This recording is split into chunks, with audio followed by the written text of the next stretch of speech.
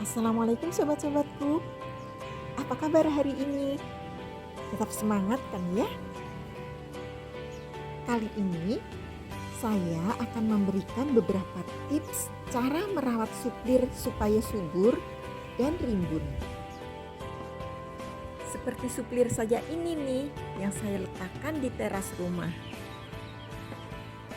Tapi sebelum saya lanjutkan, saya mau mengucapkan terima kasih untuk teman-teman yang sudah setia menonton channel saya. Dan untuk teman-teman yang baru menemukan channel saya, subscribe dulu ya. Tekan tanda loncengnya dan jangan lupa like dan komen. Jadi, ini adalah tanaman suplir saya yang umurnya sudah 5 bulanan. Selama saya rawat di spot ini, agaknya bertambah sehat dan cantik. Ini karena saya tempatkan di teras rumah yang tidak terkena cahaya matahari secara langsung, tapi tetap di area yang terang. Sehingga dia hanya kena efek pantulan lantai yang terang. Keuntungannya, untuk keindahan suplir di area ini jadi tidak gersang. Silaunya area teras dipadamkan dengan keteduhan hijau segarnya daun suplir. Dulu awal belinya, masing-masing suplir ini hanya 3 tangkai daun sobat. Oh iya, 2 suplir yang saya rawat ini namanya suplir keriting dan suplir kelor. Yang suplir keriting tampak lebih rimbun karena daunnya keriting dan rapat. Sedangkan yang suplir kelor agak jarang-jarang. Walaupun awal belinya masing-masing hanya 3 tangkai daun, tapi karena suplir itu termasuk tanaman yang cepat berkembang, jadi setelah 5 bulan sebanyak ini.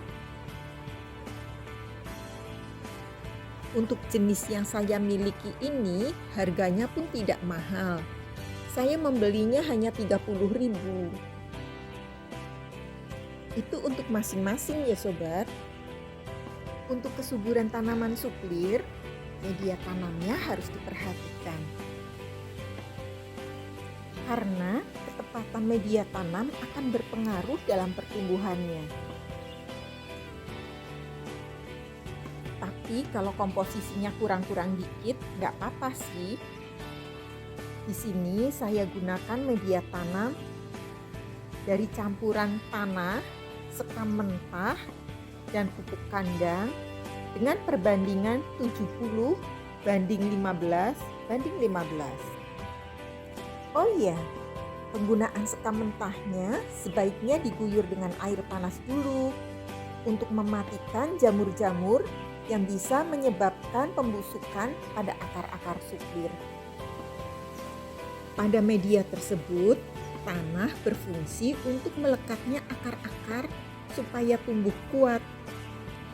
Sedangkan sekam berfungsi supaya tanah tidak terlalu padat. Dan pupuk kandang sendiri berfungsi untuk menambah unsur hara, selain menyuburkan.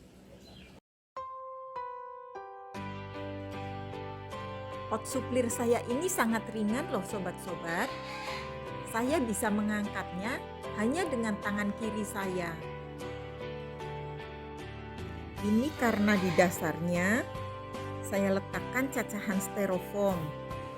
Jadi walaupun potnya besar, media tanamnya tampak hampir penuh, tapi tetap ringan dan pas dengan tanaman yang menempatinya. Penggunaan cacahan styrofoam selain untuk menghemat media tanam, juga jadi tidak terlalu membebani rak tanaman, sehingga rak tanaman tidak cepat melengkung. Tips yang ketiga, menanam suplir ini sebaiknya jangan terlalu dalam ya. Karena jika rumpunnya terlalu dalam tertimbun, bisa mati. karena sulit menembus permukaan untuk tangkai-tangkai barunya. Ya, paling tidak ditimbun 1 atau 2 cm saja dari permukaan. Kalau saya di sini untuk menimbun permukaannya yang sudah mulai butuh media penutup, saya gunakan cacahan dari daun keringnya saja. Selain bisa digunakan sebagai pupuk alami, juga untuk menambah media dalam pot sebagai pengganti tanah. Sehingga walaupun tampak penuh, tapi tetap ringan. Nah, seperti ini. Tampak tangkai-tangkai daunnya banyak bermunculan ya. Nah, daun-daun keringnya saya letak di sini aja sobat. Semakin besar diameter rumpunnya, semakin cepat berkembangnya. Tangkai-tangkai daun barunya akan lebih banyak bermunculan. Tips yang keempat, untuk penyiraman saya lakukan sehari 1 kali saja. Sebaiknya pada pagi hari, supaya tidak terdehidrasi kalau cuaca panas. Tapi kalau lupa, tidak apa sore hari pun, daripada tidak sama sekali. Penyiramannya jangan terlalu banyak, cukup di permukaan pot saja. Jadi tidak sampai mengucur di tatakan pot bahkan. Terlalu banyak air juga menyebabkan daun-daunnya menjadi coklat. Karenanya saya menggunakan sprayer seperti ini. Agar penyiraman bisa diarahkan ke titik yang tepat. Tips yang kelima, sambil mengontrol tanaman suplir ini, biasanya jika saya jumpai ada daun-daun yang kering, saya potong-potong daun-daunnya.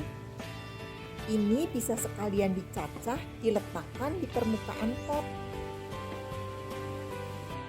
Nah, daun-daun kering yang saya cacah ini bisa berfungsi sebagai pelindung tunas-tunas baru yang bermunculan. Tips yang keenam, ganti media secara berkala.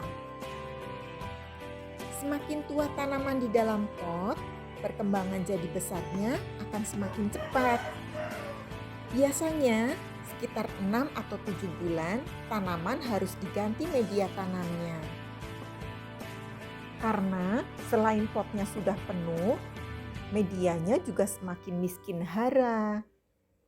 Juga bisa dengan pindah pot atau dipecah menjadi beberapa tanaman baru. Tips yang ketujuh adalah pemupukan. Untuk pemupukan ini bisa digunakan pupuk slow release 6 bulan sekali. Dengan takarannya 5 mg untuk diameter pot 25 cm. Nah, kalau suplir saya ini seminggu sekali saya berikan vitamin B1 dengan takaran air 130 ml atau segelas aqua dengan 2 tetes B1.